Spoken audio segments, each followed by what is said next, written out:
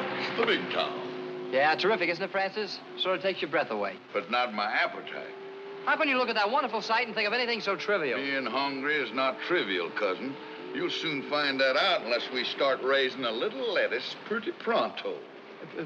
In New York City? Raise lettuce? Oh, you mean money? Yeah. Oh, well, don't worry. We'll get a job. We Let me see. What would I be good at? getting into trouble. I think I'd be best suited for the newspaper business. Yeah, I can see it now. 42nd and Broadway. Extra. Read all about it. Extra. I don't mean selling them. I was an editor once, you know. You? Yep. What paper? The Weekly Informant. Weekly. Never heard of it. It was in high school. Here we go again. The Rover Boys in New York are from pauper to publisher. You have no confidence in me, have you? Check. Well, I don't expect to be an editor or a publisher right away. Modest boy. But with my background and my experience, I'm sure to get some very important position. Something I'm really fitted for. You'll see. Yes, yes.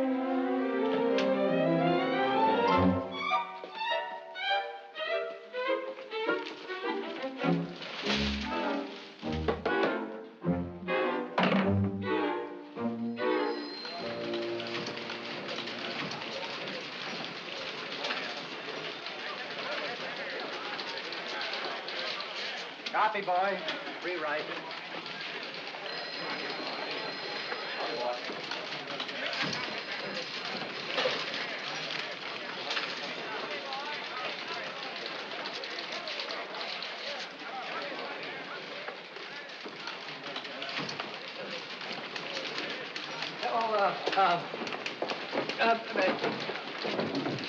Miss Ames. Hey, Pete. Huh? You see my pipe round anywhere when you cleaned up? Pipe?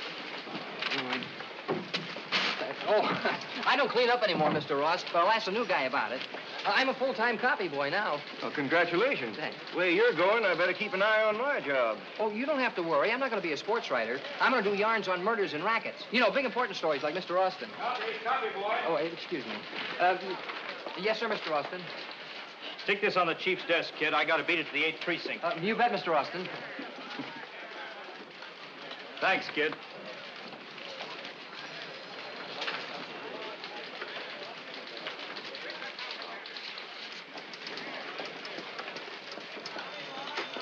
Did you call this a gossip column? Frankly, I think it's dull. Deadly dull. Is it my fault high society's turned over a new leaf this week? Then why did young Van Cleve get a black eye at the Cameo Club? And where did the Arthur girl go on her honeymoon with the crooning pugilist? Polly Pry of the Clarion seems to know. She's also cost the Clarion $50,000 in libel. Would you like that?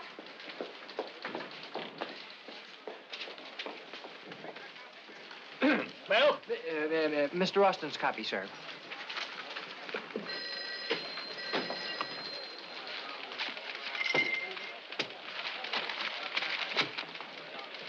May I get you a Coke or something, Miss Ames?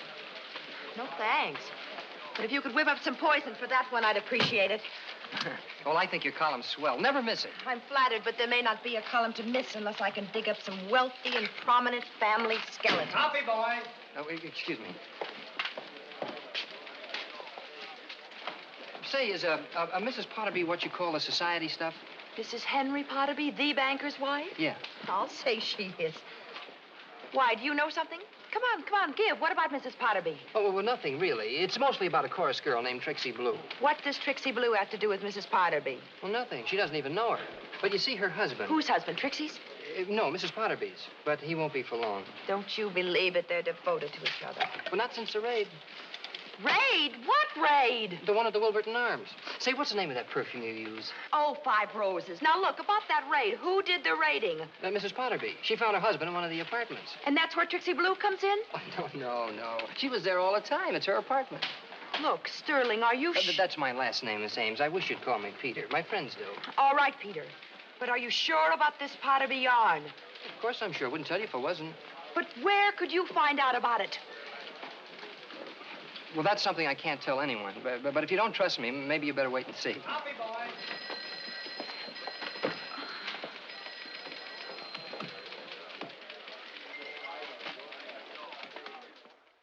This is Mrs. Potterby. Who? Yes, Miss Ames. The Daily Record understands you You found your husband last night under, shall we say, most embarrassing circumstances?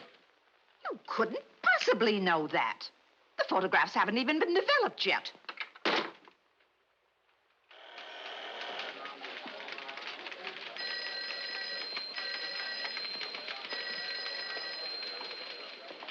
You were right as rain, Peter, darling. I'll never doubt you again. Oh, can I take your copy? No, I'm going to take this one into his nibs myself, but thanks a million.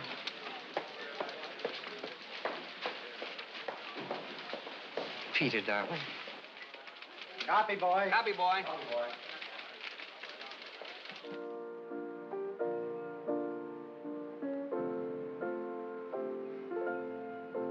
While the soft breezes sigh, as in days long gone by, boom, boom, way down in Missouri, where I heard this melody.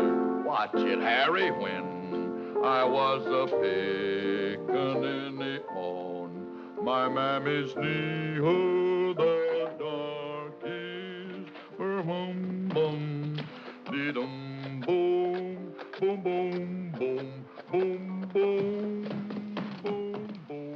Hey, Pete, how about chow? Oh. Yeah. You feel all right? What's it I smell, huh? Oh, it's 5 roses. Couldn't you just bathe in it? Well, that'd be one way of becoming the mule of distinction. Copy, boy. Yes, sir. To rewrite. Oh, yes. Oh, Sterling. The mayor's chewing his fingers off up to his elbow, trying to figure out how I learned about the new highway proposal.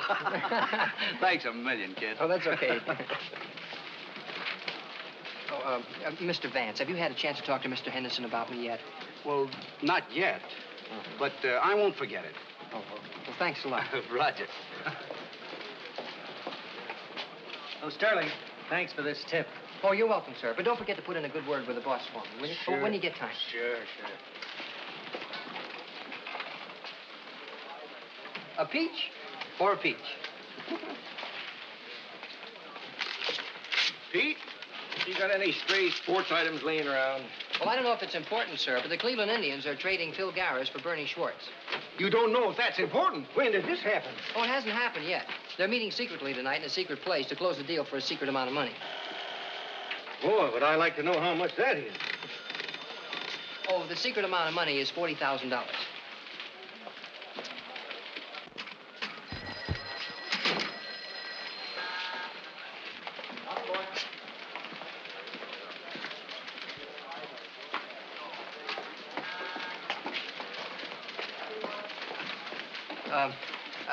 I don't mean to bother you, Mr. Austin, but I wonder if you'd do me an awfully big favor when you have a minute to spare. You've caught me in a very spare one, Pete. Just name it. Well, I rewrote that piece like you suggested, sir, and I wondered if you'd mind taking a look at it again and see how I did. You know, my one ambition is to be an ace reporter like you, sir. And, of course, I know it takes a long time, but I want to help expose crooks and stuff. Stuff is right, as in Turkey, which is what you can do with that double-talking rehash on the 10th Avenue murder. How can I get a yarn on it when the DA and the police have clammed up, even on City Hall? But you're an ace reporter, lover boy. A little thing like that shouldn't stop you. Get a story. Get a story, the old buzzard. No one even knows who the corpse is yet.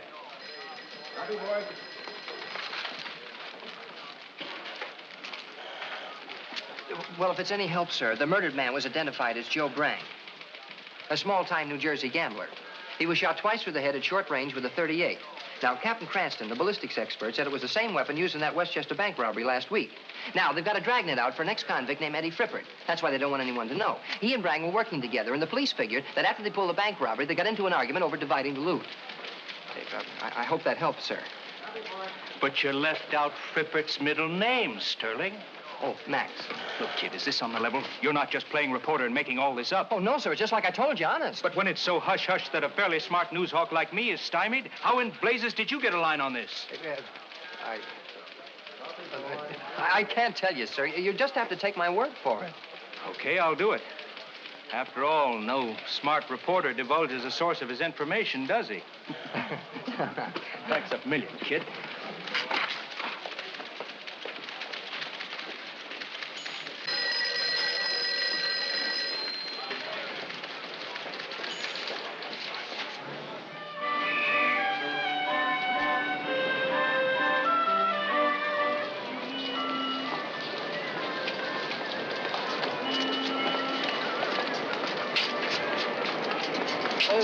Will you save me a special bunch of violets for tomorrow, Mrs. Chekhov? I have a date for the movies. Oh, that's fine, Mr. Stirling. Is your nice little girl?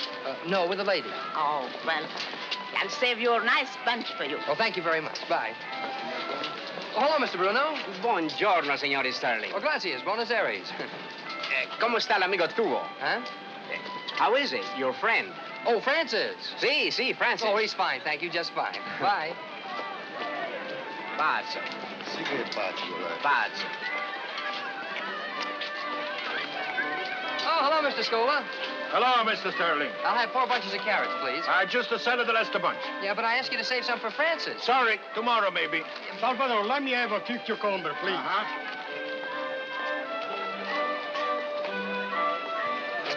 Mr. Stirling! Mr. Stirling!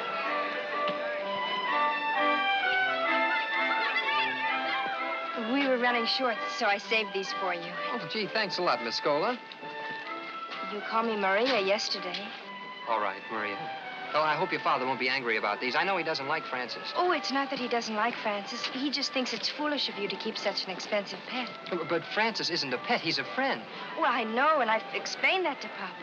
Well, then he doesn't think I'm foolish anymore. Oh, no. Now he thinks you're crazy. Oh. Well, thanks a lot for these, Maria. Looks like your little Maria. She's a crazy nuts about the guy next door. She's not a crazy nuts. He's a crazy nuts. What did you say that, Salvador? You remember the old staple I keep in the back when I used to be peddler? See, Well, this man, he pays me every month to keep his pet over there. it's not so crazy. Everybody likes to keep pets. But this pet is a mule. A mule? You don't mean to say una mula? Sì, una mula. Una mula, Quando ti possibile. dico che quella è pazza, è pazza. Ma deve essere per forza Ma pazza. quello va a finire al Ma manicomio. no, ma su... Seconds? Oh, thanks. Excuse you. Oh. Here's your paper. Thanks, Pete. Hey, here's the story I gave you on that Joe Brang killing. Sure. Made front page. Well, how come it's under Dan Austin's name? Well, I passed it along to him. Why? He's our best reporter. Oh, why should any reporter get his name on your story, huh? Well, it'll be different after tomorrow. Yeah. I'm going in and demand that Mr. Henderson make me a reporter. Says you.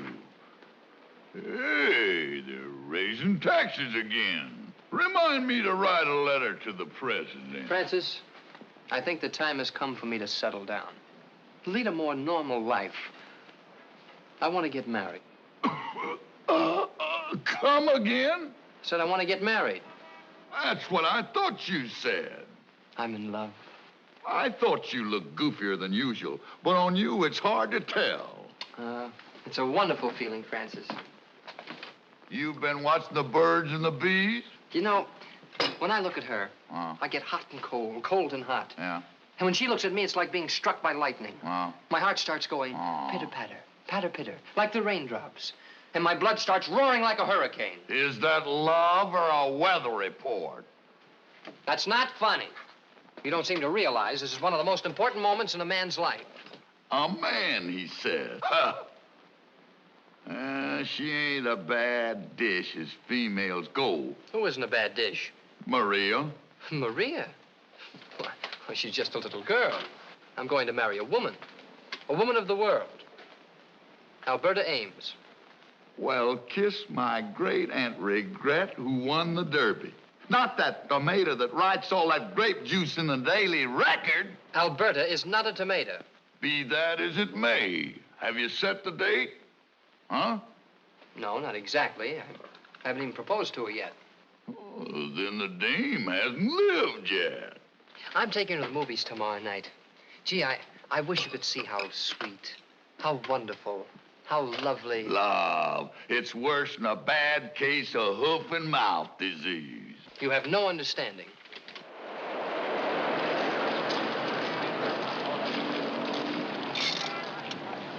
Well, here we are. Are we? Oh, yes, we are, aren't we? Well, I certainly enjoyed the movies, Miss Ames. So did I. All 3 of them.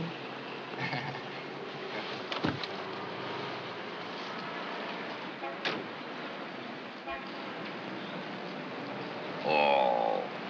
Well, it's been a wonderful evening, Miss Ames. Thanks for bringing me home. Good night. Peter, aren't you going to ask me in?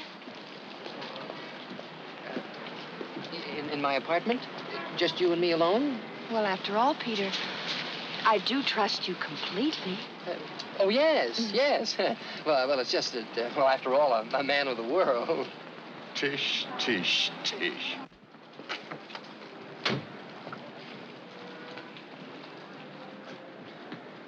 Hey, he's biting off more than he can chew. Well, it's not much, but it's cheap. Oh, well.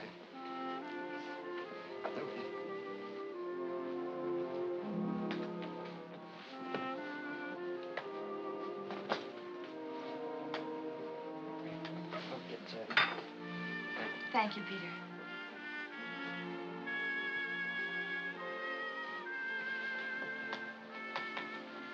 How about a drink? Oh, well, you name it.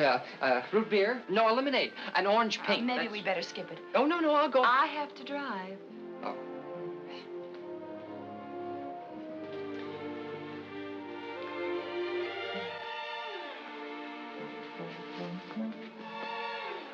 Why don't you sit over here?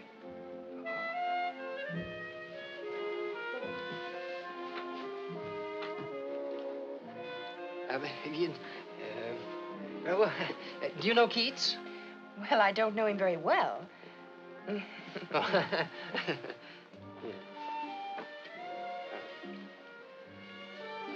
Miss Ames. Alberta to you, Peter, dear. Alberta? Gee, thanks. You know, I just love the smell of that 5 roses on you. Oh, I didn't know it was noticeable. Oh, I'd know you by it even if I were blindfolded. Alberta, I have a confession to make. Yes, Peter? Well, you dropped this in the office the other day, and I picked it up and kept it. I hope you don't mind. Mind? Why, I'm flattered. I may even say I'm thrilled. Well, you know, there comes a time in every man's life when he has to start thinking of the future. Peter, you're not going to pop the question. Yes. Alberta, tomorrow I'm going to ask Mr. Henderson to make me a reporter. Well, I think you'd make a good reporter, Peter, with all your connections. Connections? Well, you know where you get all that wonderful inside information. Oh, that. Don't you think you ought to let Alberta in on it? Just to prove how much we trust each other. Please, don't ask me. See? You really don't trust me. I do. Then you mustn't keep secrets from me. Yeah, but... Please, Peter. Tell Alberta.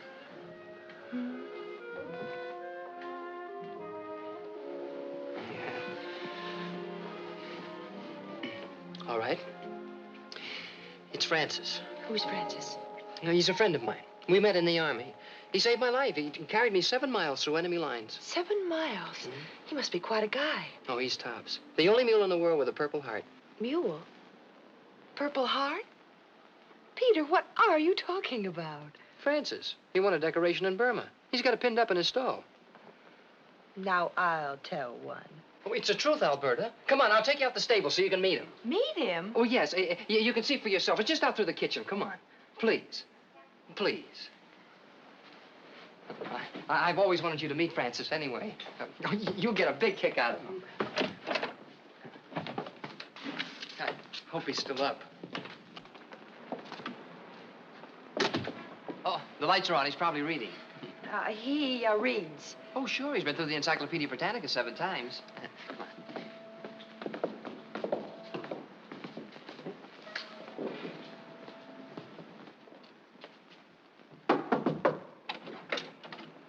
Hiya, Francis. You decent?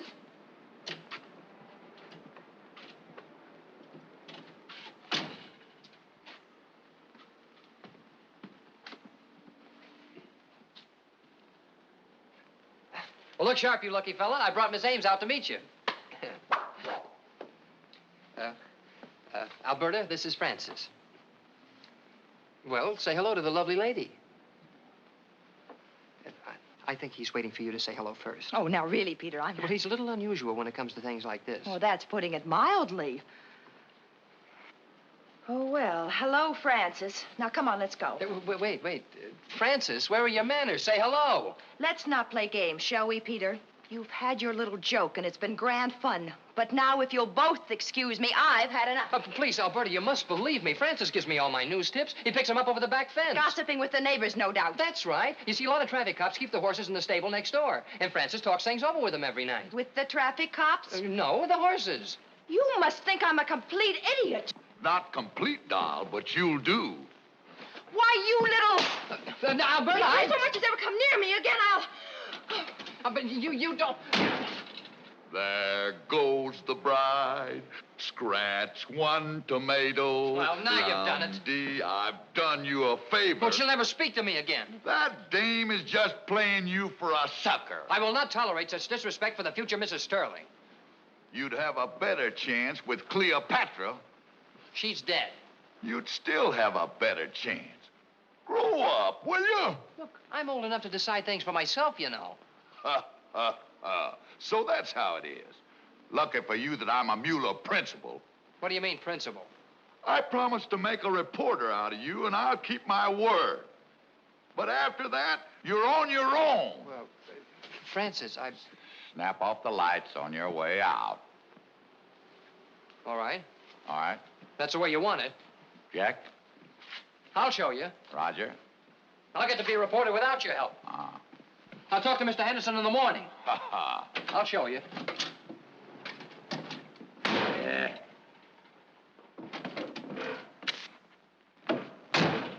Good night, lover boy.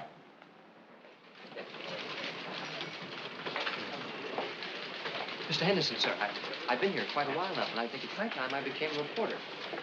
Oh, Ed, did you tell Mr. Henderson I'm waiting? Yeah. Well, He knows.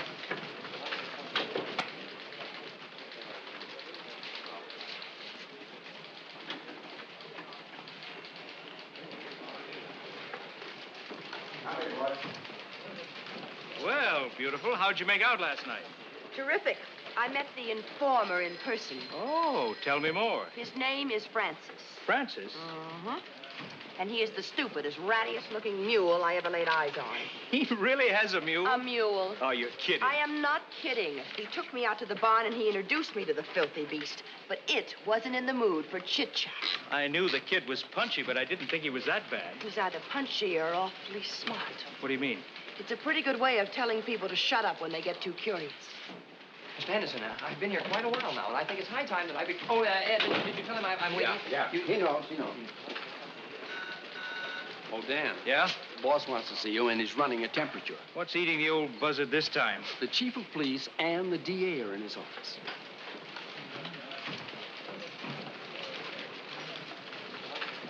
This is the sort of thing we can't have. It makes our job twice as tough. Come in, Dan. Shut the door.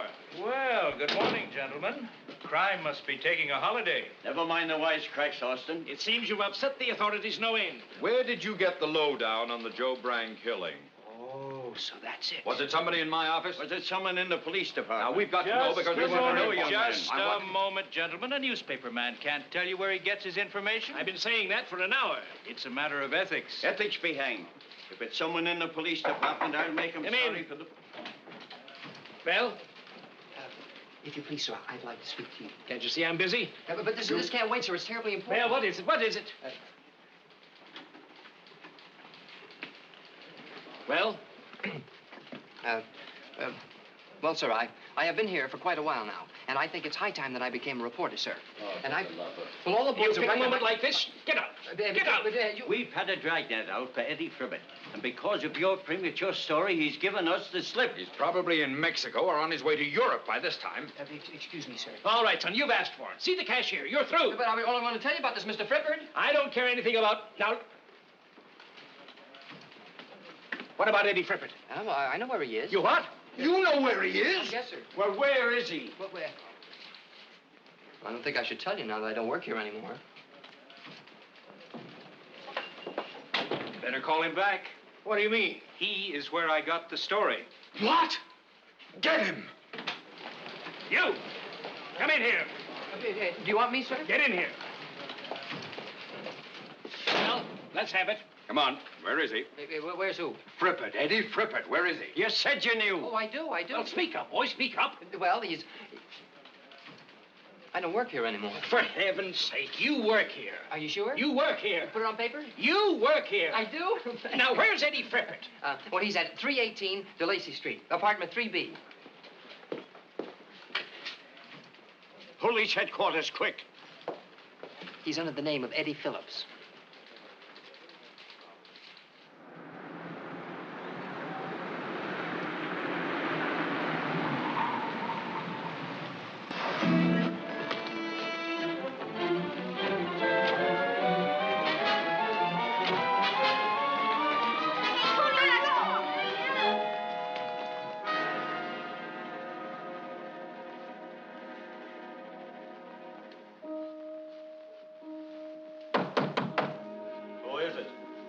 Janitor.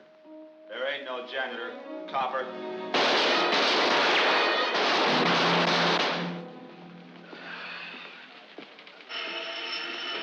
Hello? It's your call. Oh. Hanson speaking. Good. You were right, boy. I'll be right over. Well, Frippert was there. He's in custody. Ah.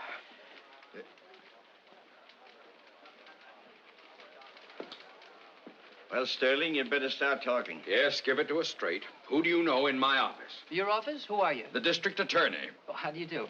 The district attorney? I didn't even know you had an office. How do you make your connections with police headquarters? Yeah, well, I guess I take the rapid transit to 42nd Street. Don't be funny. Who tipped you off to Eddie Frippert? Oh, that? Yes, that. Well, I can't tell you. Why not? I can't tell you, that's all. Go ahead, Pete. Tell him about your mule. What mule? What about a mule? Sterling has an educated mule that tells him things. What? What sort of nonsense is this? He doesn't mean Mule Johnson, who was with the Tracy mob. No, this mule's name is Francis. Oh, stop beating about the bush. Now tell us where you get your information. I can't tell you.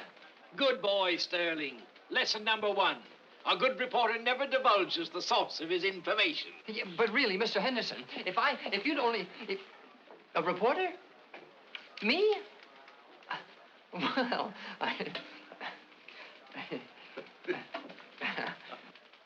Stop the presses. Stop the presses. Tear out the front page. Copy, boy. Stop the presses. Stop the nonsense. Yeah. Stop the nonsense. What are you supposed to be? Well, I'm just practicing how to be a reporter. After all, with all the scoops you're going to give me. Oh, I should have stood in bed. Well, what's wrong? Making you a reporter was one thing. Fixing it so you can keep the job, well, that's another. Yeah, well, wait till I'm a top reporter on the record. Alberta will come crawling, begging me to forgive her. Bourgeois with ketchup. Stop dreaming. Let's get to work. For this, I got the Purple Heart with 4 palms.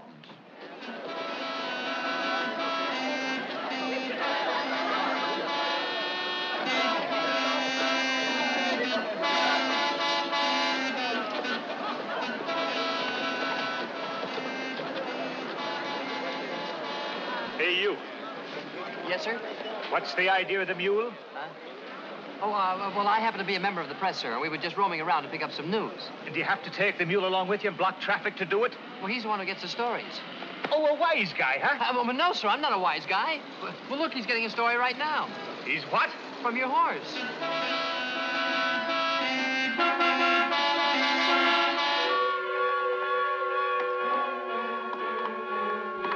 I tell you, there's nothing wrong with me. Look, the square pegs in the square holes, and the round pegs in the round holes. Now, Dr. Foster, about this young man's psychotic obsession concerning a talking mule. It's not an obsession. Dr. Goodrich, I'm convinced that this obsession is definitely an image symbol. Tell me, young man, when you were a child, why did you hate your father? I didn't hate my father. Then why did you hate your mother? I didn't hate my mother. Well, you certainly hated somebody. I didn't hate anybody. Here. Tell me, Doctor, what do you think? Do you suppose we ought to... 20 seconds longer than the last time. Come in. Yes, officer, what is it? Okay, Doc. I'll take him off your hands now. Come along, kid. The man's waiting for you. The man?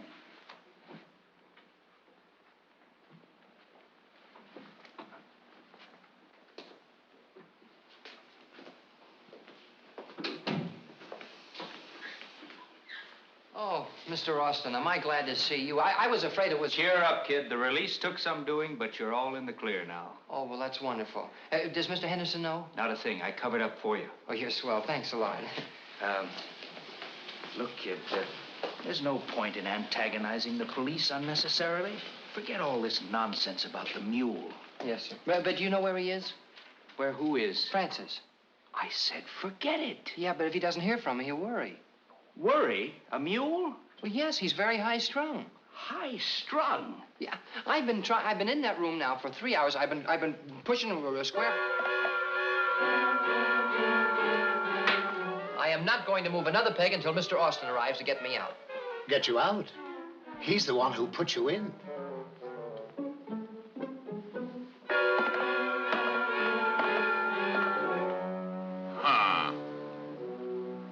The breadwinner. Yeah. Hiya, Francis. It's about time you got home. Huh? Where you been? That's a nice welcome after what I've been through today. Yeah? They had me under observation. Twice. So? They thought I was crazy. And they let you go? That's not very funny. Pete, I told you 1,000 times, if you so much as mention me, you'll wind up in trouble. Yeah, but everyone keeps asking me how I find out things. You don't have to tell them. Just wink and act mysterious, like this. Ha. Get it? Well, I'll try it. All right. What about some news? We haven't picked up any today. Hey, what do you mean, we? I didn't take Florabelle to lunch for nothing. Florabelle? Who's Florabelle? Sharpen your pencil, kid. Wait. Are you ready? Okay, go ahead. Huge gem robbery. The Swank Jewelry Store of Van Cardle and Company was robbed in broad daylight this morning by 3 armed men. Mr. Van Cardle said... Mr. Roger Van Cartle, the owner, was on the telephone when Duke Treswell, A.C. Ducey Davis, and Red Crispy, 3 Sing Sing parolees entered. Duke Treswell immediately pulled a gun. Sterling, in my 30 years of newspaper work, that's the neatest piece of reporting I've come across. Oh, well, thank you, sir. Not a word on the police radio, nothing on the teletype, and you've scooped every sheet in town, even to identifying the robbers. I don't see how you did it. Oh, connections.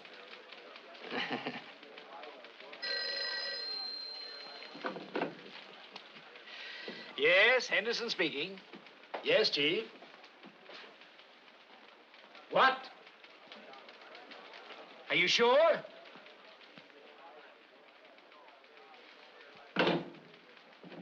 Sterling? Yes, sir. That was Inspector Hanson on the telephone. Oh, really? Yes, he told me why there were no police calls about the robbery. Well, I guess I didn't want to frighten off the robbers. No, Sterling, because there didn't happen to be a robbery. Oh, no robbery. No robbery? Well, there must have been. Why must there have been? Well, he told me all about it. Who told you all about it? Francis. The mule? Yes, sir. A madman who carries on conversations with a talking mule. And I had to believe him. Yeah, but Mr. Henderson, sir. Young man, What? do you realize what you've done? Mm-hmm. We'll be sued by these 3 men. We'll be sued by the jewelry store. We'll lose half of our circulation. 30 years in the business, and you ruined me and the Daily Record in one fell swoop. Yeah, but Mr. Henderson... Young man, which one of my competitors put you up to this? Speak up. Which one of them did it? Well, it was my own idea. I mean, no one did. I'm going to finish. As soon as I get... Hello. Hello. Yes, Henderson speaking. This is Roger Van Cardle of Van Cardle and Company. How dare you, Mr. Henderson? How dare you? This establishment prides itself on being absolutely impregnable. Mr. Van Cartle, I assure you, the entire thing's a mistake. A horrible mistake. And an expensive mistake, Mr. Henderson. Our clients may hesitate about storing their valuables with us. We are therefore going to sue your paper for thousands. We'll sue for millions. But... Mr. Van Cartle, we'll print a retraction. You've got nothing to worry about. Absolutely nothing to worry about. Sterling, I demand to know where you got this story. You know how it is, Chief. I don't know. Where did you get it? A smart reporter never divulges the source of his information. Oh. Smart reporter, huh? I'll get it out of him, Chief. I'll handle this, Mulvaney. Now, look, son. You knew all about the crime before it was committed. You knew the participants. You knew the details. You must have been in on it. No, sir. Now, unless you explain to me how you knew so much, I'll have to arrest you as an accessory before the fact. But... Well, if you must know, it was through Toodles. Who's Toodles? Is she Duke Criswell's girl? Now, take it easy, men. Now, tell me, who is Toodles and what's her last name? She doesn't have a last name. She's a horse. You mean she's a big, fat broad? No, she's a horse. Oh, another one of your jokes, huh? It's no joke, sir. Well, I think I'd better explain. I think you'd better. Yes, well, you see, sir, Duke Creswell goes around with a waitress named Annie. And Annie has a sister named Minnie who works in the laundry. And she goes around with one of the drivers. And his horse's name... Toodles. Yes. Yes, his horse. That's right, sir. And when Toodles heard about the proposed robbery, she told Florabelle. And who is Florabelle? She's on the police force. Listen, wise guy, we don't have any Florabelles on the police force. Oh, yes, you do. She's a traffic horse. A traffic horse? Yes, up in Harlem. And when Toodles told Florabelle, Florabelle told Francis. And Francis... and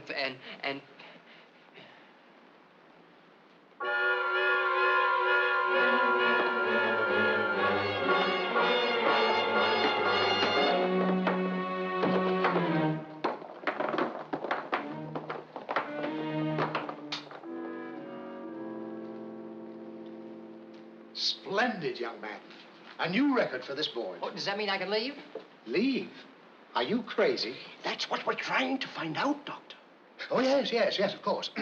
Now then, gentlemen, about these schizophrenic hallucinations. They're not hallucinations. Francis does talk. Tell me, young man, do you ever hear strange noises? Unusual sounds, peculiar vibrations? What do you mean, sir? Well, whistles, bells, horns. Oh, yes, sir.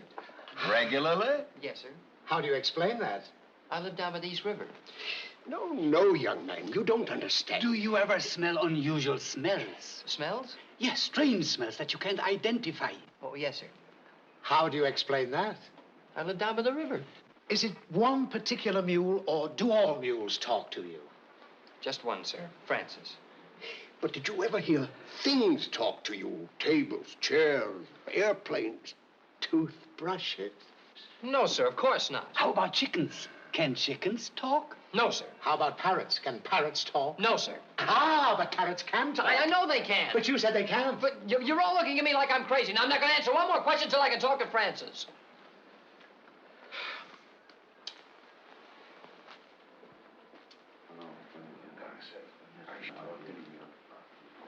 What do you think, gentlemen?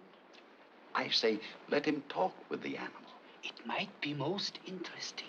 You mean the mule will come here? No. I'll go along with Stirling and observe his behavior during an actual period of hallucination. Young man, we've decided to let you converse with this mule. Well, it's about time. May I use a phone? Phone? Telephone a mule? Yeah. No. We want you to speak to him in person. And Dr. Goodrich will go with you. Yeah, but... Yes. Good afternoon, Francis. So this is Francis. Yes, sir. There couldn't be any mistake, could there, Stirling? No, sir. Francis, this is Dr. Goodrich, a psychiatrist from the hospital. Would you please tell him that I'm not crazy? Is the mule talking to you now? No, sir. Now, Francis, I know we've been through this before, but please, you can't let me down now. Easy now, easy. No, he's just being stubborn, that's all. Oh, is that what it is? Yeah, every now, time come here, my boy. I understand perfectly. You are worried because your animal friend won't speak to you. Well, yes, sir. But you needn't be. You must realize that there's nothing unusual in what has happened to you. I've seen hundreds of cases, and they recover. Yeah, but there's nothing wrong with me. I know. In your mind, there is a void.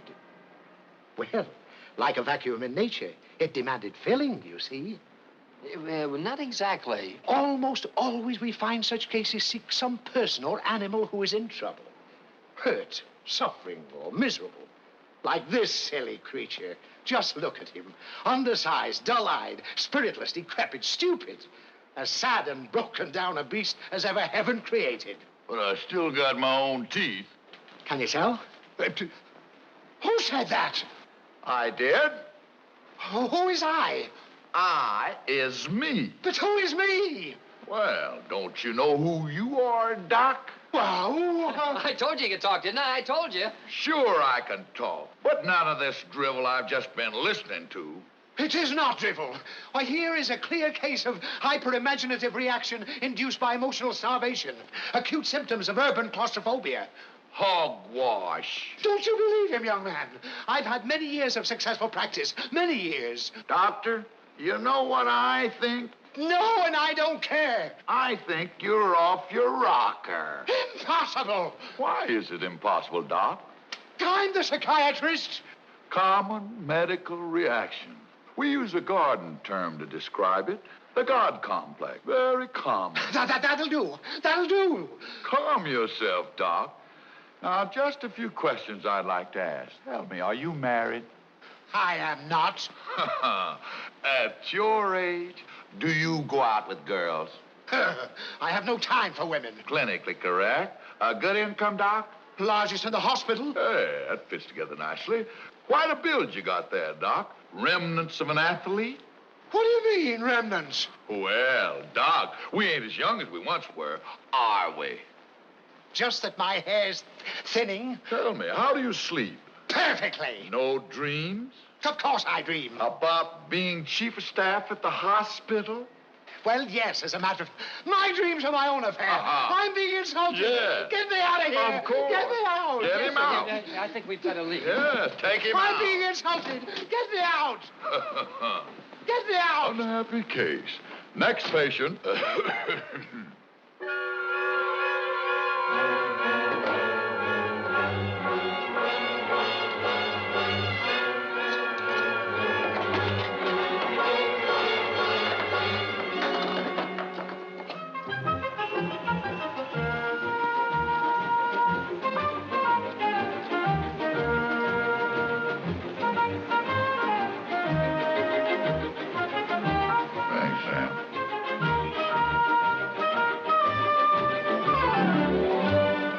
This on the level, girls? Huh? Direct from the start.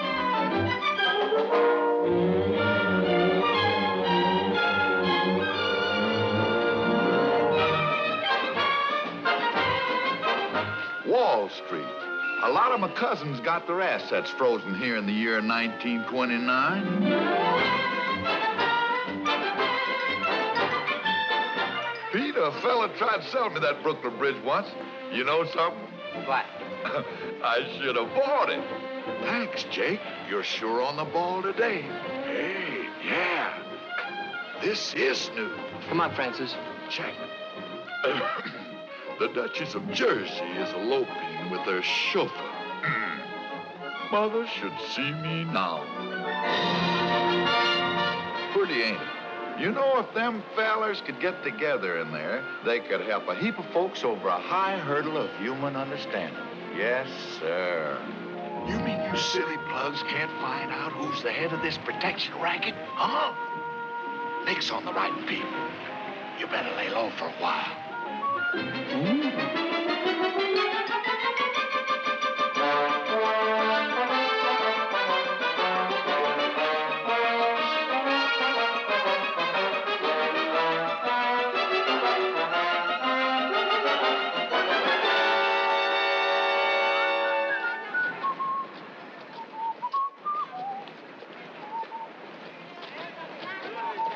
Good evening, Mr. Stirling. Hello, Mr. Francie. Good evening, Mrs. Seidler.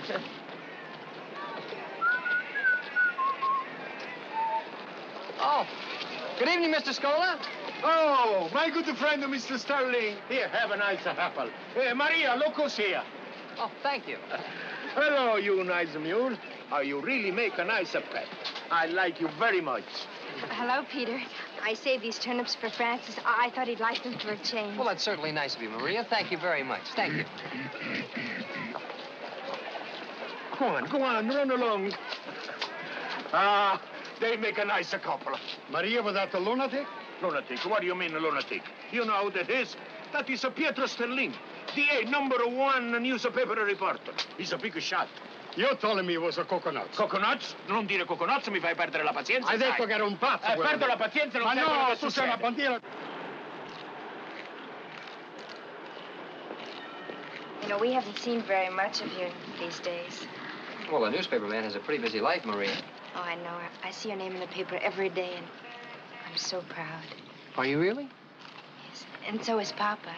Oh, then he doesn't think I'm crazy anymore, huh? Oh, no. Now he says, oh, that fellow Pietro, he's got a plenty of brains upstairs. You've got an awfully pretty laugh, Maria. Do you think so? Yeah, it bubbles. It kind of makes you want to laugh some more. Oh, fudge. What did you say? I said I'm a pretty good judge. Peter, you always think of me as a little girl, don't you? Well, you are, aren't you? I'm going to be 18 tomorrow. 18? Tomorrow? Uh-huh. Well, you certainly don't look it. I suppose it's the way Papa dresses me. He still wants to think I'm his little bambina. Oh, bambina, that's cute. Well, that's not too bad, after all. Hey, why don't we go out tomorrow night and celebrate your birthday?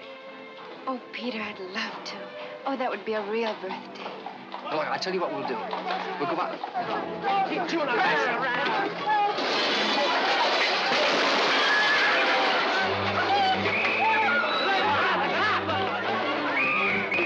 Second of time. That's a too much, you know? Take it easy. You'll be all right. Get it out.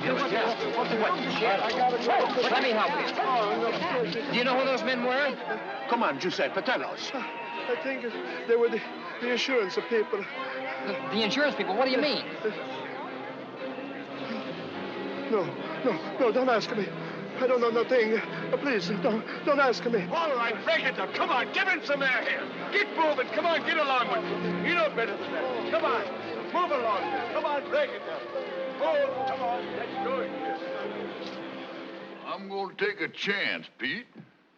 That horse was right. The yarn I'm going to give you will bust this town wide open. You mean that old peddler getting beat up? Is that important? Yeah, and he's just one of the hundreds of little guys that's being gypped by one of the biggest rackets in this town. From now on, you're a crusader. A crusader? You're not a top reporter until you started a couple of crusades. Start riding. Shoot. Racketeers terrorizing small merchants. Racketeers, huh? Don't interrupt. That peddler's horse was tough enough to understand. How come? Oh, he'd talk with an accent. Racketeers terrorizing small merchants by Peter Stirling. Under the guise of selling insurance, a group of racketeers, headed by a supposedly reputable businessman, has been exacting tribute from small merchants, peddlers, and street vendors in various parts of the city. I don't like it, Brad. Not one bit. Looks like one of our clients did a little talking, Mr. Garnett. Headed by a supposedly reputable businessman? The newspaper didn't get that from any client. Nobody knows about me except you and a few of your boys. You know you can swear by me and the boys, Mr. Garnett. I don't swear by anyone, Mitchell. Well, it might have been just a lucky guess. Some reporter fishing in the dark. I can't take any chances. I've worked too hard keeping myself in the background. Get me Alberta Ames at the Daily Record. I've got to find out what this fellow Peter Stirling knows. Miss Ames and I used to be rather chummy. I'm sure she'll be glad to cooperate. Miss Alberta Ames, please. Yes? Why, certainly. Jeff, darling, how very nice. It's been such a long time. Yes, too long. Alberta, you can do me a slight service, and you'll find me most grateful. Who? Yes, I know him quite well. I'm sure he'll be delighted.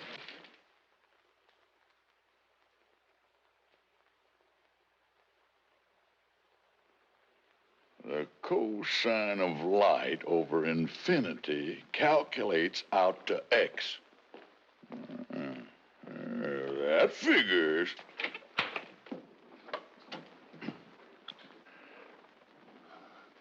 Well, how do I look? Oh, no. You didn't have to rent that monkey suit just to have a date with Maria.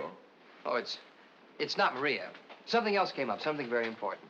Oh, you made up with that tomato. She's not a tomato. How did you know? By the look on your puss. Well, I told you she'd change her mind about me.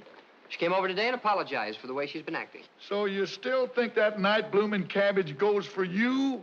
Of course, it would never occur to you that she might love me. You?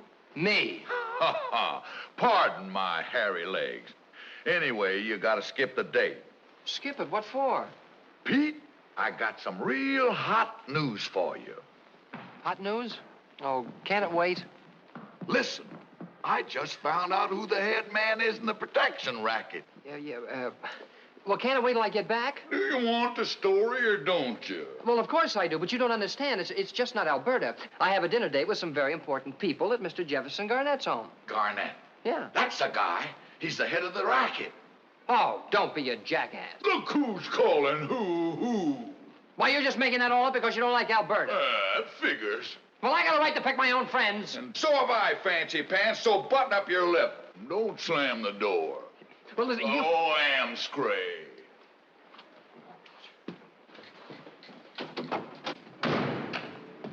Oh, Peter! Oh, why, you didn't tell me we were going formal. Huh? Well, we're not. I mean, there's been a change in plans. I was just coming over to tell you. A change? Yes. Miss Ames has invited me out to meet some important people. Well, you know how it is with newspaper men. We need influential contacts. Oh, sure. I understand, Peter. That's all right. Yeah, well, we'll go out tomorrow night, okay?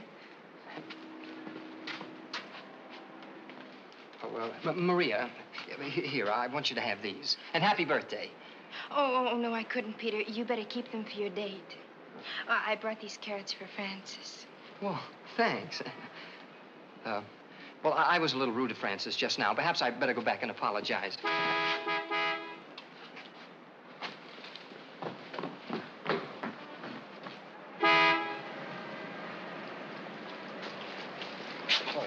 Here, you give these to Francis. No, it's... Bye. Good evening, Alberta. Well, Petey boy, don't you look sharp? Oh, well, you look beautiful, too. Here. Oh, they're lovely, Petey.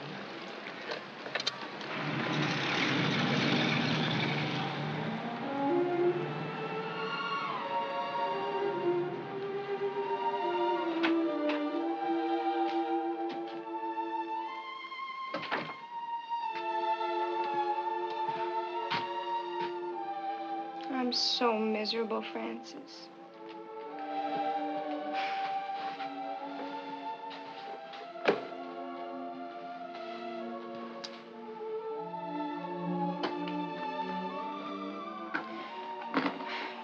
I'm so crazy about him. He doesn't even know I'm alive. It's lucky for me you don't know a word I'm saying. How can you care for that guy? Francis! All right, all right. But you're talking. Well... But mules can't talk. Well, women can, unfortunately. Now, relax.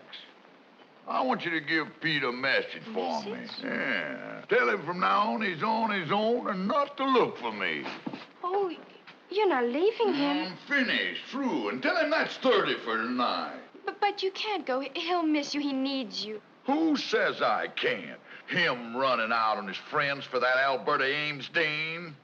Oh, but she is beautiful. And glamorous. I guess that's the reason Pete likes her. He always thinks of me as a little girl. Then why don't you grow up and get glamorous? Me? Why not? Hey, in a couple of hours, I could give you enough zing to land a fish like him. But how? Well, let me see. Well, first you gotta forget that Pollyanna ooze in your voice and give out with some low and throaty tones. You know, the kind of stuff that makes boys act like men and men act like boys. Listen. R-E-I-O-U. Come on, say it. R-E-I-O-U. Yeah, now you're putting a little smalls in it. Let me hear you say, How now, brown cow? How now, brown cow? Now roll it low and easy. Again. Come on. How now, brown cow? Oh, yeah. Now you're changing from a sapling into a tree. Throw it soft and throw it low, and you'll catch yourself that schmo. Hey, what kind of perfume you using? Sweet summer breeze. Sweet summer breeze. That's strictly for the cradle trade. For the long pants, you want moment of madness. Oh, I'll get some first thing in the morning. Okay. Let me see your wall. Yeah. Oh. Take those skis off. Put some bounce in it. Try it. Go ahead. Oh, no. Here, get a load of this. Da da da da da da da da da da da da. It don't mean a thing if you ain't got that swing. Francis! You got something to sell, so you sell it. Da da da da da da da da da da da da da. Strictly from the nursery. Hey, that'd fracture 'em in the kindergarten. No chic, no savoir-faire. What's that? I don't know, but that dress ain't got it. What about the one I've got on? Yeah. Take it off. I beg your pardon? I got ideas. Take it off. Why? Oh, I'm gonna make a few alterations. Well, I can't take it off in front of you. Why not? 'Cause I just can't. Do you want Pete or don't you? All right, turn your head the other way. I'm old enough to be your mother, your father. I'm old enough. Don't peek. All right. Hurry up and get that dress off. I got a wonderful idea. Yeah. All right. This works. Uh-huh. Now rip out the sleeves. The sleeves? Lower the hem of that dress 5 inches. 5 And the neckline right down to the shoulders. Why, Francis, that's so daring. Hey, you know, after I get you dressed up, you know what Pete's gonna do? What? He's gonna take you in his arms and he's gonna say, "Oh, darling, to me you're the quintessence of feminine loveliness." Ah, Francis. Oh, slush.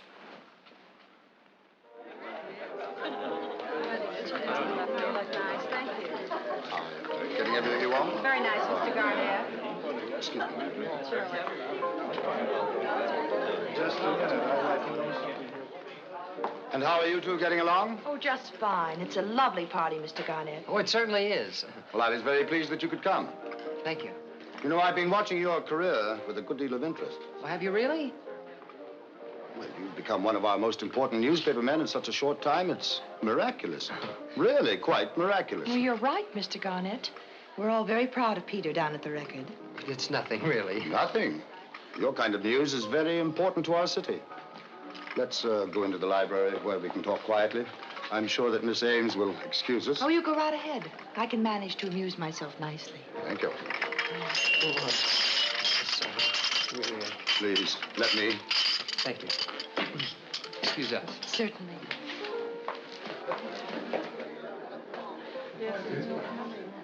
Fortunately, I can.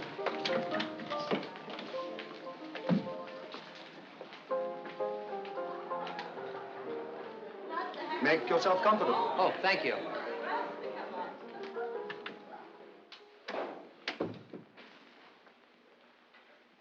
That was a very interesting story you had in today's record. Oh, I'm glad you enjoyed it, sir. There's one thing that puzzles me, though, P.S. P.S.? What's that? They're your initials, aren't they? Oh, yes, sir. I'm known as J.G. It's informal, and I like it better than nicknames, don't you? Oh, yes. J.G. That business about a protection racket, that's a horrible thing, terrorizing people. Is your story based on actual fact or just an imaginary bit of sensationalism? Oh, it's actual fact, sir. One never knows what goes on right under one's very nose, does one? Yeah. You were a very clever young man to uncover something like that, even before the police. It's all in a day's work, sir. This reputable businessman you mentioned as being head of the organization, do you have any idea who he is? No, not yet, but I expect to find out who he is later on this evening. Really? That's interesting. Very interesting. Something funny, Mr. Stirling? I was just remembering. Francis tried to tell me it was you. Me? Yeah, the head of the racket. I guess that's Francis' idea of a joke. And who is Francis? It's one of my connections. Well, he must have rather a strange sense of humor. I should like to meet the gentleman. No, you wouldn't. I shouldn't have even mentioned him. Well, on the contrary, I think you should tell me all about this Francis person. Well, if you don't mind, sir, I'd rather not. Is he the one who told you about the protection racket? Yes, sir. Then I insist on meeting him. If I'm supposed to be mixed up in this, he certainly must tell me where he gets his information. Yeah, but Francis won't talk, sir. Well, this is one time he'll have to, I'm afraid. Well, if you even try to make him, you'll be sorry. Are you threatening me, Mr. Stirling? Beg pardon, sir. May I serve either of you gentlemen with a drink? Not now, Mason. I'm afraid you misunderstood me, Mr. Garnett. I wasn't threatening you at all. It's just that Francis is very unusual. He's very, very stubborn. He won't talk to strangers. Sterling, how do you think I got where I am? It's from knowing how to handle people. Yeah, but Francis, it's not people. Well, you won't believe me, so I'll take you out to meet him sometime. Sometime? What's wrong with it now? Now? No.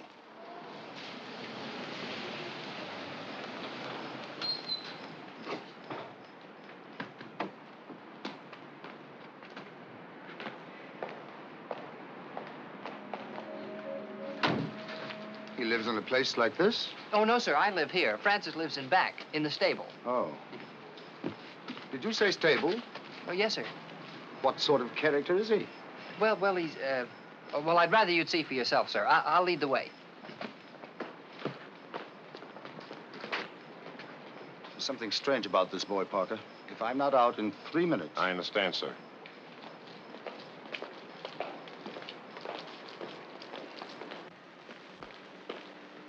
Lights are out. Must be asleep.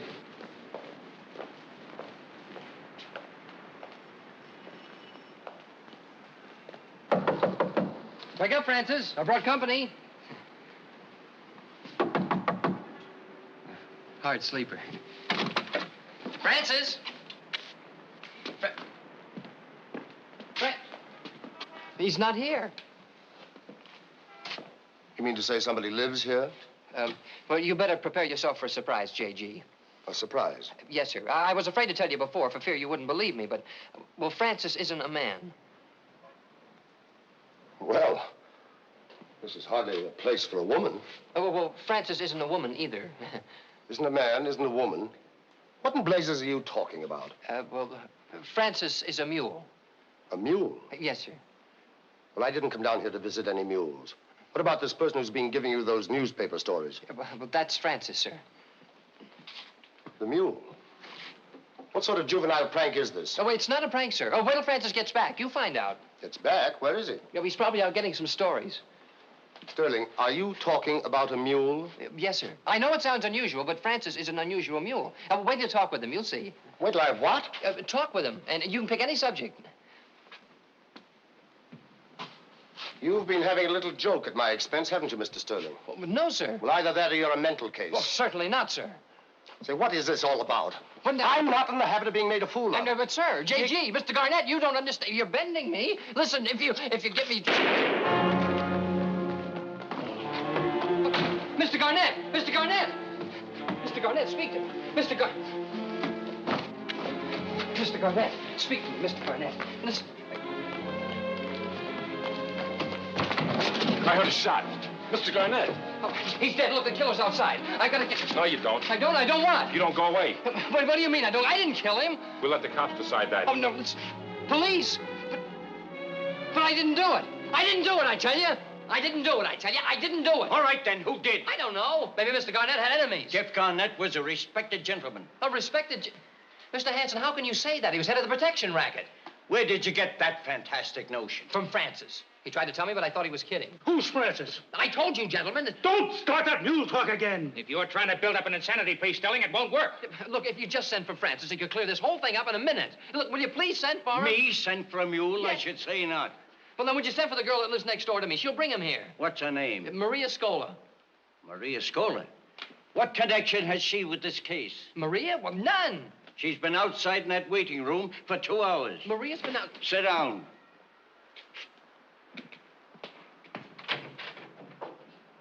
Would you come in here, please?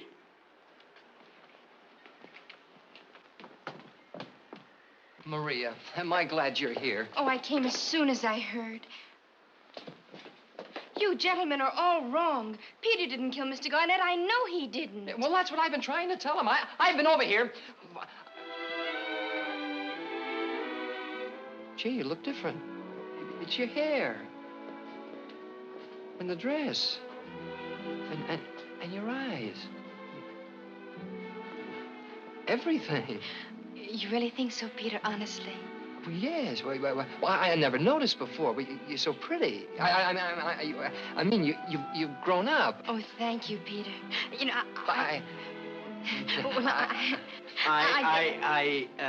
I hate to disturb you two lovebirds, but have you any evidence on the killing, Miss Scholar? Evidence? Yes. Do you know who killed Garnett? Why, no. Oh, but I know that Peter couldn't. Well, he couldn't kill anyone. Well, they won't believe I'm innocent, but they'll change their minds when Francis gets here. Oh. Look, Maria, would you please go home and get him? I can't. Francis is gone. What? He's gone. Gone? What do you mean, gone? Well, he told me to tell you goodbye. And he says from now on, you're on your own. My own what? Oh, no. No, he can't be gone. He can't get along without me.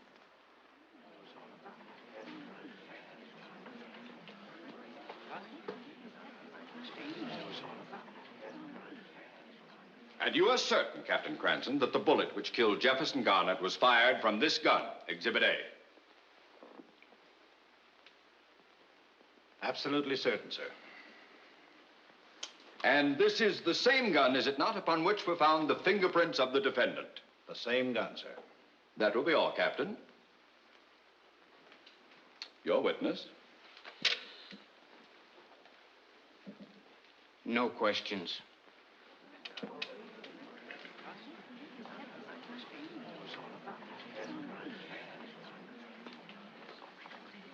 And when I reached the stable, I saw Mr. Garnett lying dead on the floor.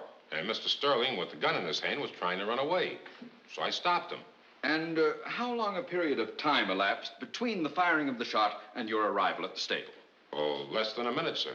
That will be all, Mr. Parker. Your witness, Mr. Cavendish. No questions.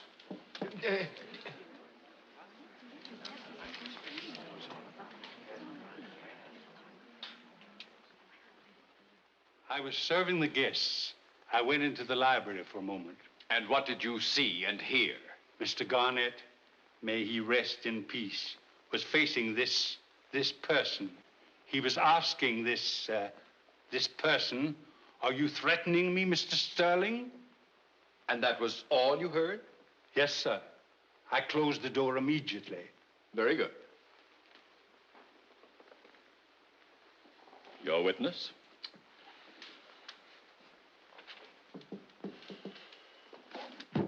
No questions. Aren't you going to ask anybody any questions? What's the use? Our only hope is to throw ourselves on the mercy of the court. Oh. What?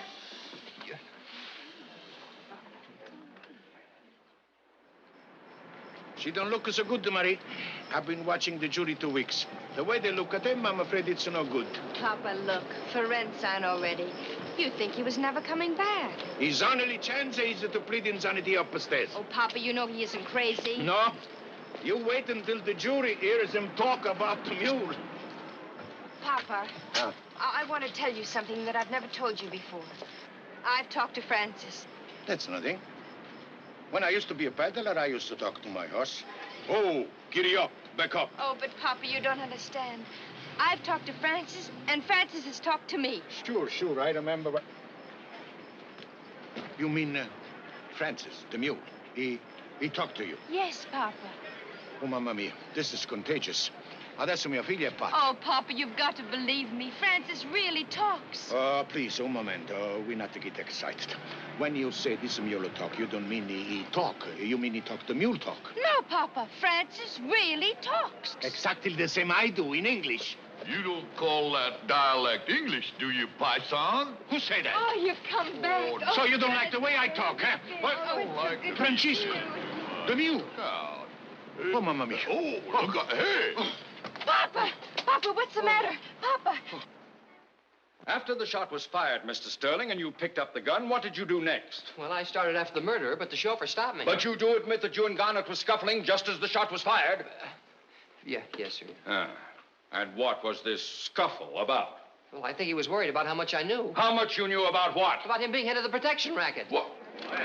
That's not true. It's a lie. Mr. Stirling. Yes, sir? You've just made a serious charge against a person who's unable to defend himself. Do you have any evidence to support your statement? Well, no, sir, but I'm sure Francis does. Francis? Who is Francis? Well, I might as well tell you now as later. Francis is a mule. A mule? Young man, the acoustics in this courtroom are not as good as they should be. It sounded as though you said mule. I did say mule, Your Honor. Mr. Evans, has this defendant been examined by a psychiatrist? Yes, Your Honor, by one of the top men in the psychiatric field, Dr. Ernest Goodrich. Is Dr. Goodrich in the court? No, Your Honor. He's in a sanatorium. A complete nervous breakdown. And what were his conclusions as to the defendant's mental condition? That he was sane, Your Honor. I knew you wouldn't believe me, Judge. But Francis is a mule. A regular mule with 4 legs and big wobbly ears, and he talks. But he's got more brains and a bigger heart than anyone I know. And I should have listened to him. Because he's the best friend I ever had. Young man, in view of the findings regarding your sanity, all this testimony about a talking mule will have no effect. This court takes judicial notice that there is no such thing as a talking mule. There never has been, and there never will be, and there never... You can't bring him in here. But he's a witness. You can't bring a mule into the courthouse. But I told you he's a witness and he wants to testify. Come on, Francis. Francis!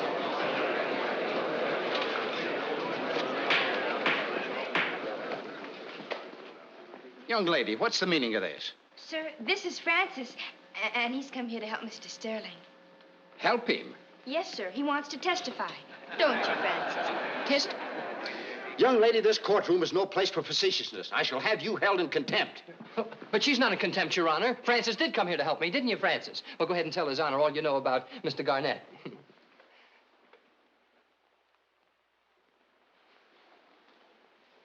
Go ahead. Say something. Speak up! Young man, are you trying to convey the impression that this animal, this dumb animal, has the gift of speech? Well, I don't know if it's a gift, Your Honor, but he speaks all right when he feels like it. Yes, well, apparently he didn't feel like it. Well, I guess he wants to be sworn in first. Yeah. Sworn in? This is ridiculous. No, sir. Excuse me. Mr. Cavendish, would you ask Francis to the witness stand, please? Me put a mule on the witness stand? I should say not. Yeah, but he'll testify about Mr. Garnett and the protection racket. Won't you, Francis? Oh, I've taken all the interruptions I intend to take. Bailiff, clear this beast from my courtroom. Your Honor, you mustn't. You can't. Mr. Cavendish, you're my lawyer. You're supposed to be helping me, so would you please put Francis on the witness stand? I couldn't. Why, I'd feel like a jackass talking to a mule. And how'd you think I'd feel talking to a lawyer? No, there's no need for sarcasm. That wasn't you. That was the mule. I hope to kiss a duck it was the mule.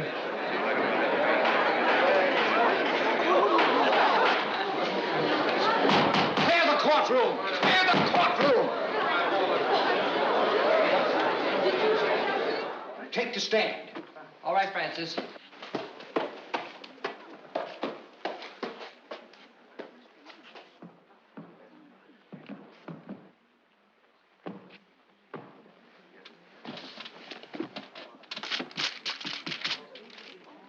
Sit down, Judge.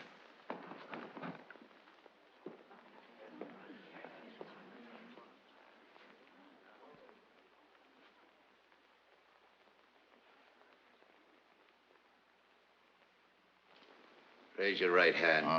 Your right foot. Well, raise your right hoof. This is the best I can do. Yeah. You hereby swear to give to the cause now and hearing the truth, the whole truth, and nothing but the truth, so help you? I do. What's your name? Francis. Is that Francis with an I or Francis with an E? What kind of a crack is that? Well, are you a boy mule or a girl mule? Well, that should only interest another mule. Well, we need the information for the records. Are you a male or a female? Do I sound like a soprano? It's Francis with an I. Well, he's waiting for you to question him. Huh? Oh. Yeah.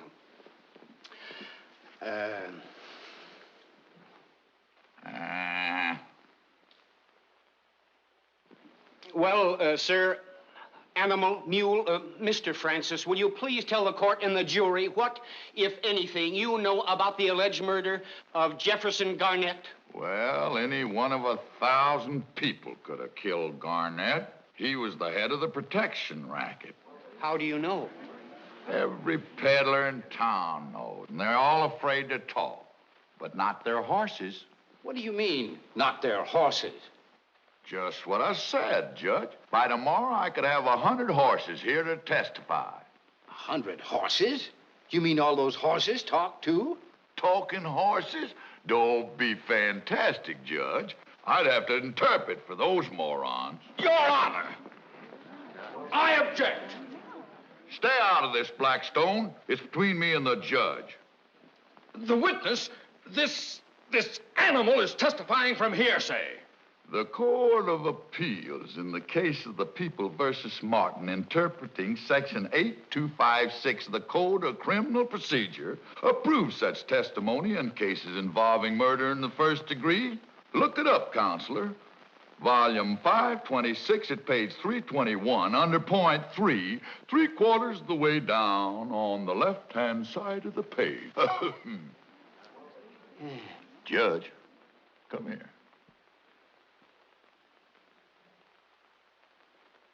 If you'll adjourn until tomorrow, I'll have Garnett's real killer for you.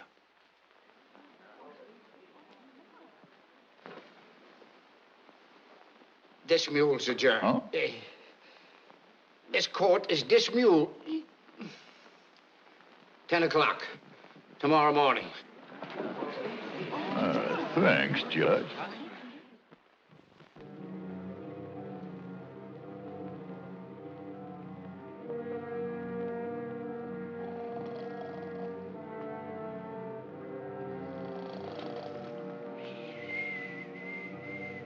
Oh, no. Maria. Did they catch the killer yet? No, not yet.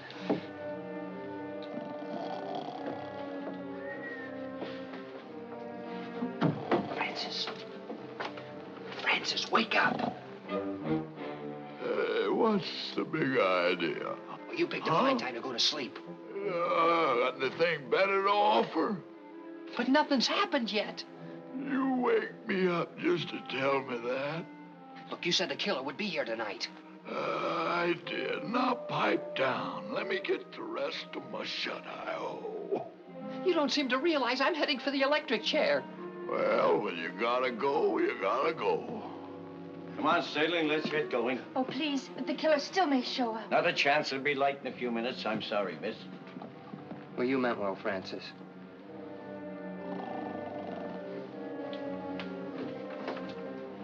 My trial's as good as lost right now. Come on, Stirling.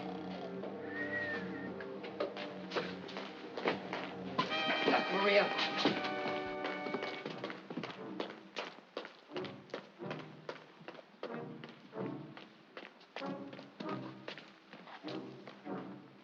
It's stolen.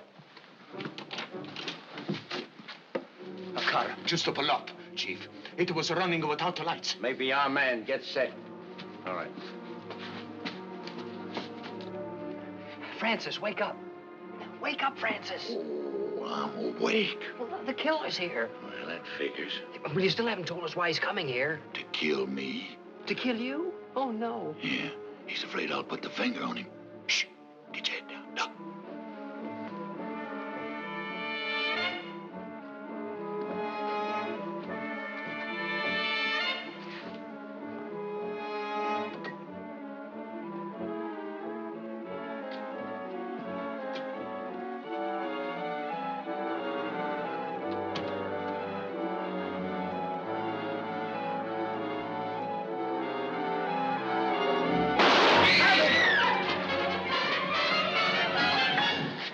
Dan Austin. Mr. Austin, I don't understand. Start talking. I don't know what this is all about. I came in to get a story about the mule, and I got shot instead. You need a gun to get a story? I always carry a rod. Have ever since I was threatened by a hoodlum. As I came in, I heard noise and drew the gun. That's all there is to it. You're lying, Austin. Am I? Suppose you prove I am. If you know anything, we'll get it out of you. Yeah? You're not scaring some frightened kid. Wait a minute. I'll handle this. Come on, start talking, Stop you. him. He'll kill me. Stirling, talk to him. He'll listen to you. Oh, well, when he's like this, he won't listen to anyone. Come on. Start talking. Go on. Go on. I'll listen to you, Mr. Austin. Tell us why you killed Jeff Garnett. I don't know what you're talking about. Don't you? You've been sore at Pete ever since he took your spot as the #1 reporter on the record, right? You're wrong. I've always been Pete's friend. When you found out Garnett was the head of the racket, you decided to try a little blackmail on the gent, huh? You're crazy. Then when Garnett refused to be shaken down, you got cold feet. That's the most ridiculous thing I ever heard. Is it? You was afraid Garnett'd get you, so you got him first and tried to kill 2 birds by pinning it on Pete. You're a disgrace to the newspaper profession. You can't prove a thing. I don't have to prove it. I'm giving you 3 seconds to admit it. Better talk.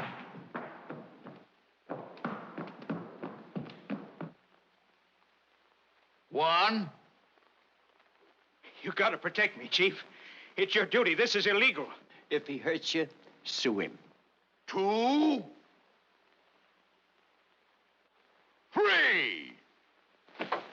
I'm getting on the target. The next one's coming at you. No, You better no, talk, I'll Bob. admit it. I'll admit it. I killed Garnett. Oh, shucks. Just when I was gonna have some fun, you gotta confess. Shooting off your big mouth. Yeah. Are you ready to go home, Francis? Oh, with autograph hunters and sightseers stampeding that joint?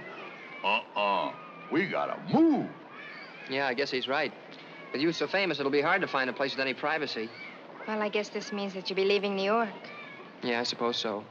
Who said anything about leaving New York? Yeah, but I thought... Well, I'll do the thinking around here. You see, Pete, something happened yesterday on my way to the courthouse. What do you mean, something happened? Well, oh, guys, I feel Francis, so good. look me straight in the eye.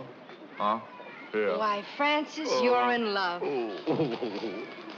Oh, we couldn't be. Why not? I'm only human. I was just strolling through the park yesterday, and there she was. Who? A chick. I always was partial to blonde. Oh, gosh.